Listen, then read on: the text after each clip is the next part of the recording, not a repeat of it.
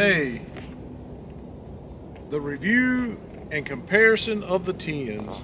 So as most of you guys know, we've already done a review on the 10mm 2.0 from Smith and Wesson, and you also know that I have said, especially when it comes to the Performance Center version of this, that I thought that it was the lightest, best shooting 10mm polymer frame, non-1911, that I personally had ever shot. I really liked it. I bought the Performance Center. I think Trey talked me out of it because he had a CZ Urban Gray P07 Tactical that he swore he would never give me, he never sell to me, even though he knew I was a CZ fan, and I talked him out of it for the Performance Center and a little bit of cash. So anyway, this is the original. As you can see, they're very similar in size, length, almost identical on the grip. They look very, very similar, so I do think that it's a fair comparison. So I'll go first. Does have the ambidextrous safety, does have the ambi slide lock, does have the front and rear serrations, and it did come with the already raised steel night sights, and it is optic ready. Okay, and it does have the interchangeable palm swells, so we got much the same here. We got the raised sights, although they are not 3-dot, they are serrated and blacked out. It is of course optic ready, does have the front and the rear serrations, does have ambi mag release and ambi slide lock. Again, very similar in size, and you can change the back strap on this. So let's get to feel in the hand. This is just me. You get the a privilege of having two opinions on this channel. So feel in the hand, definitely for me, definitely the FN. I don't even have to point that one. For me, the FN will take the category of the feel in the hand.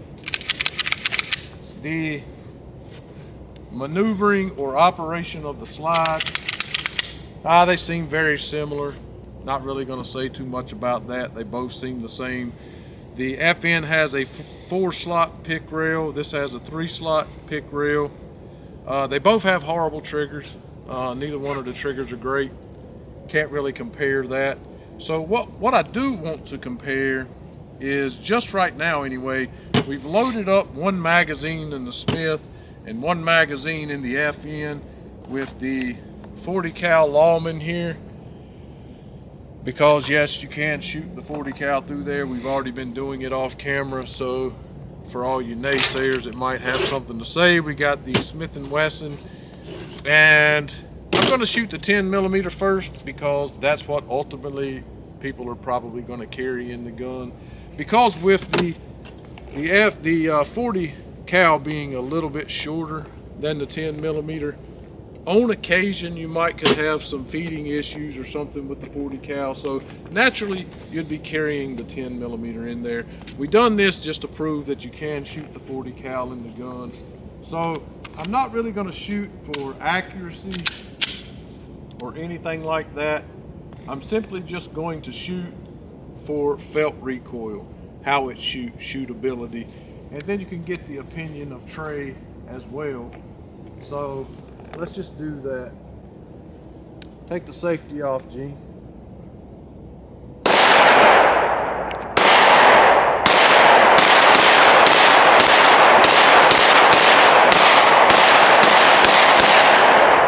See that one little light round we had in there?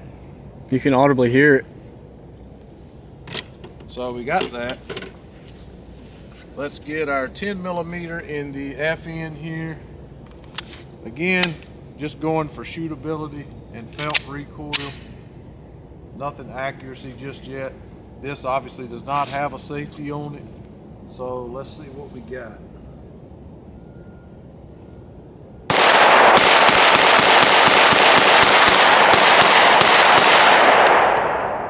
I'm definitely going to give it to the FN on the felt recoil, which is very surprising to me because one of the things that I really liked about this gun, being that it was a 10 millimeter, and a lot of the 10 millimeter rounds or guns that I owned or shot, the recoil was just, I mean, it was just painful. This one, no doubt, handles recoil better than most. Now the Performance Center is something special. It doesn't even feel like recoil. It's something special. Like the Performance Center, this can't even touch the Performance Center, but it's not a fair comparison either, because it does have the compensated slide or barrel, and it is a little bit longer. It's a little bit beefier and bulkier. And so let's put the 40 cal through there. We'll put the 40 cal through the Smith. And again, it ain't gonna be nowhere near the recoil. This is more just to show you that it will function with the 40 cal, because people always ask. See what happens sometimes? Man, that's a perfect stovepipe. Sure that is. Beautiful. Yeah. Look at that.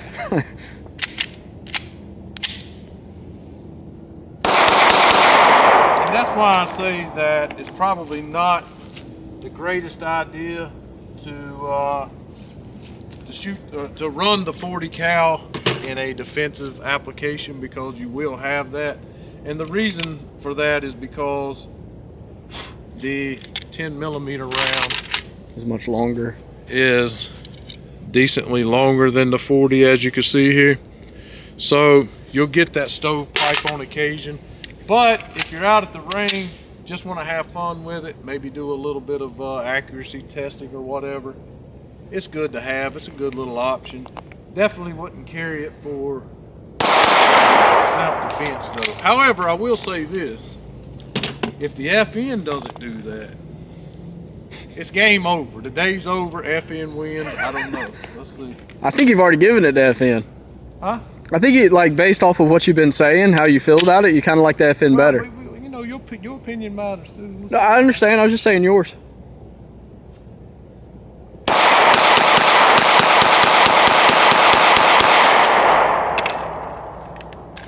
I'll say this, with that trigger not being great in either one of them, I'll give, it seemed like, because this trigger is really bad, and this one is real bad, this is real bad, this is real bad, it seemed like I was able to shoot a little faster with the Smith and Wesson. Could just be, I don't know, could be nothing, but it didn't stovepipe with the 40 cal in there. Don't know that that really means anything, but I'm gonna load up I'm gonna put some of this PPU jacketed hollow point in here, and I'm gonna shoot one for accuracy. Well, that really wouldn't be fair. Really wouldn't be fair. Let's get the Zeller and Bellet here, and we'll cut camera and load these up, and we'll get right back and do a little accuracy testing. And then we'll let Trey shoot and see what he thinks. Either way, so we ended up getting the Zeller and Bellet. It is, what is it, 180 grain? I'm not really sure. Oh, there it is. 180 grain. 180 grain Zeller and Bellet. Gonna shoot for accuracy. Decided to use the hollow point for that, since that's likely what you would be carrying. I did turn the optic off. The optic is not on in order to be fair. Just going to shoot with the iron, since I do have a nearly 100% co-witness. We're gonna move up to about 10 yards here, a more realistic distance. Also, another thing I forgot to mention that I told Trey off camera, these magazines are likely tighter than any magazine I have ever had, other than maybe the Stoker that we had. One of the compact Stokers, I can't remember, it was impossible to load. You can get them in there, and I don't know if it'll loosen up with time. Definitely a lot easier to load the Smith and Wesson mag. So right now, I'm gonna do my dead level best to shoot as accurate as I possibly can with just the irons. I'm gonna get on this Miami-Dade steel target here. The polar bear target, we're calling that one, because it feels like a polar out here today.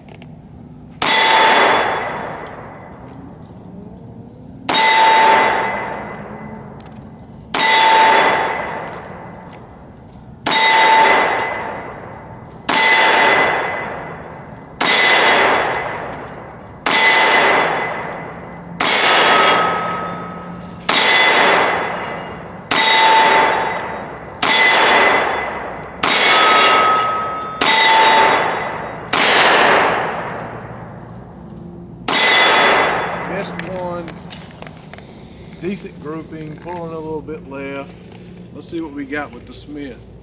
I can't hardly remember shooting this Smith back when we did the review on it. So I don't remember how accurate I was with it. I know it was very snappy.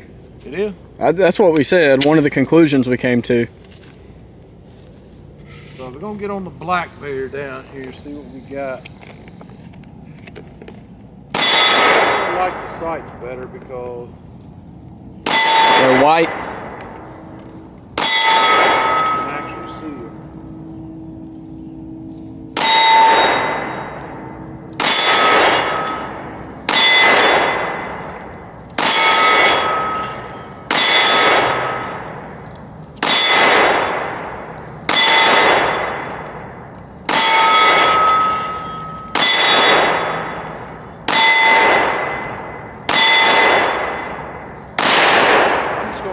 Grouping here because obviously after shooting for about 5 hours a day and shooting a crap ton of 10mm, I'm obviously pulling.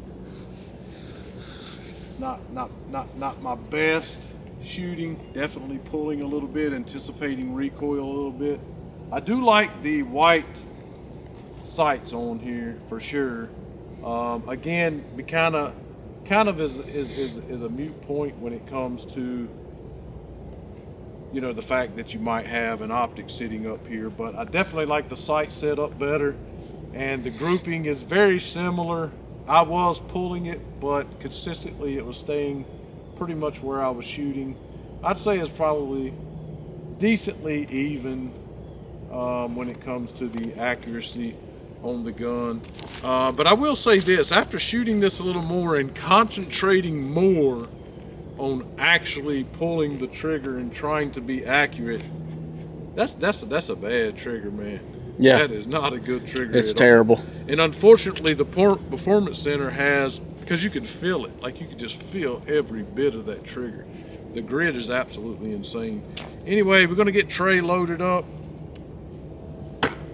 We have some 40 cal. Might not have enough here to fill up both magazines, but we'll get him loaded up with 2 10s, get his opinion on it, see what he thinks, see which one. I have a feeling that Trey might be a little biased towards the Smith since it's his gun, but maybe not. I think we all have some biases, but overall I think they're very, very equal, but for reasons I'll wait to the end to say, I probably am going to give it to the FN for me. Let's see what Trey thinks. So I think what I'm going to start out by doing is shooting 40 through each. That way I can have a stark contrast whenever it comes time to actually, you know, shoot the 10mm, which, like we've been talking about, is what you're likely going to be carrying in these 10mm. Initially, from start to finish, when you're loading these mags, you 100% want to go buy a Smith. The mags are so difficult to load with that FN, but okay, so 40 cal, I'm not really shooting for accuracy or anything. I'm just going to kind of have fun shooting the steel and give my review.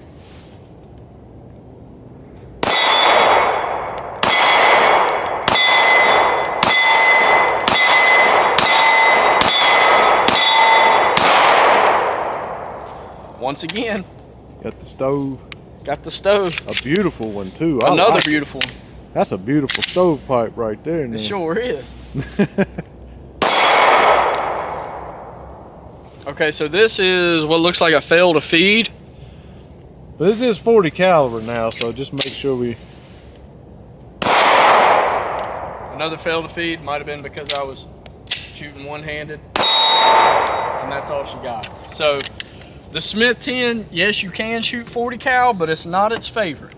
It likes others better.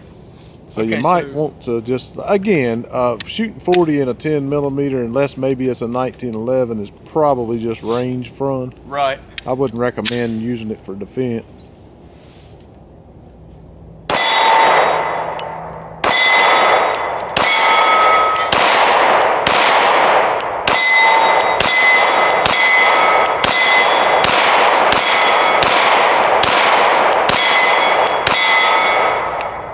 So the FN definitely likes the 40 better. So when I do this 10mm, I'm gonna go akimbo with it.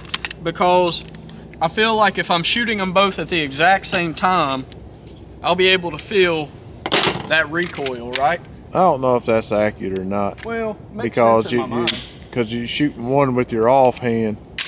You're not gonna do that, are you? 100%. I think it's a great idea.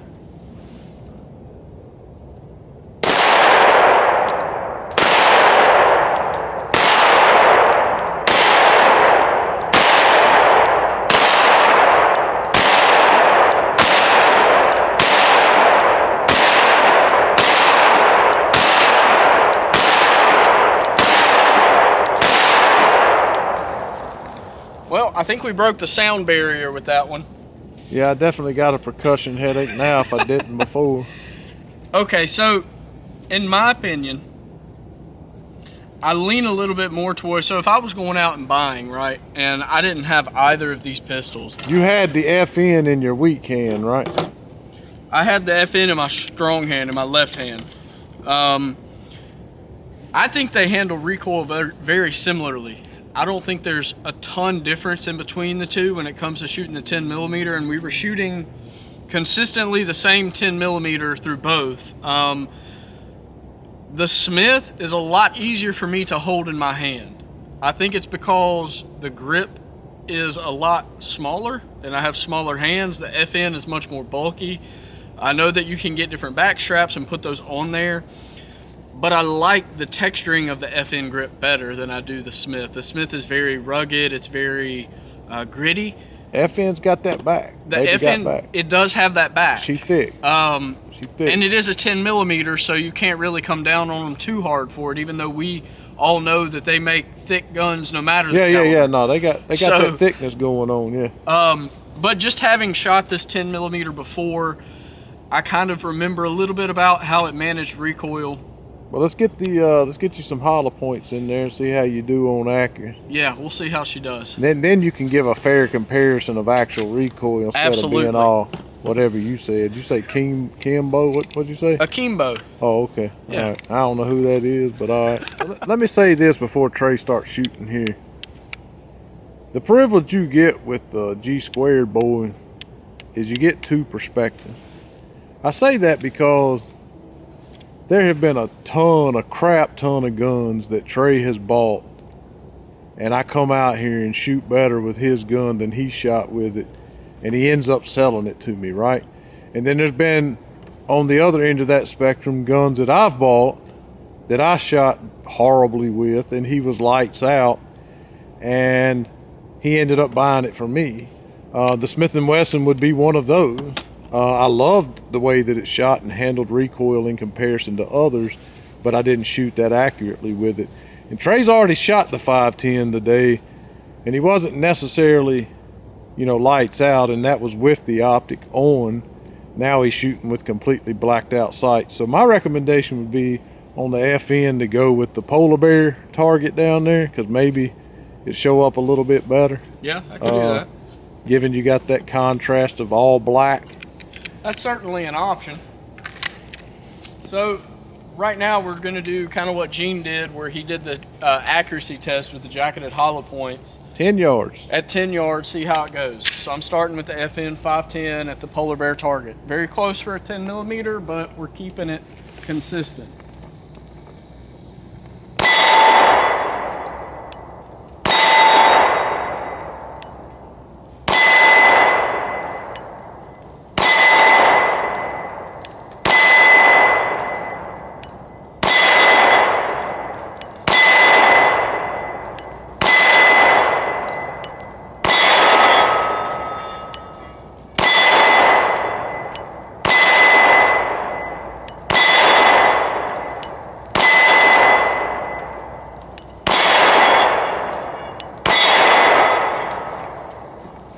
Okay, I feel like I shot better that time than I did earlier whenever I was shooting the FN-510. Well, you seem to be doing like I was doing as a lefty, just pulling like a little bit right. Right. Which is pretty common. Yeah, I mean, we done put almost 400 rounds of 10 millimeter down range, and that ain't counting the 9s and 40s and everything else we've done today. So, right. All right, so M&P 10 millimeter 2.0. We're going for the Black Bear Miami Night target.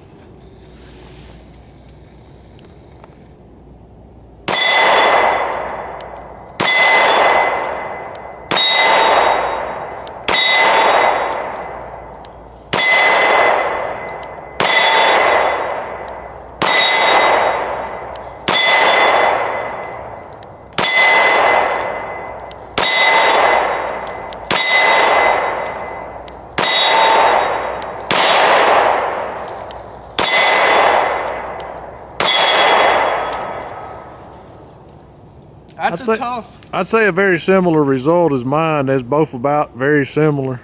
Yeah, I can agree with that. I feel like I think you had a tiny bit better grouping with your Smith.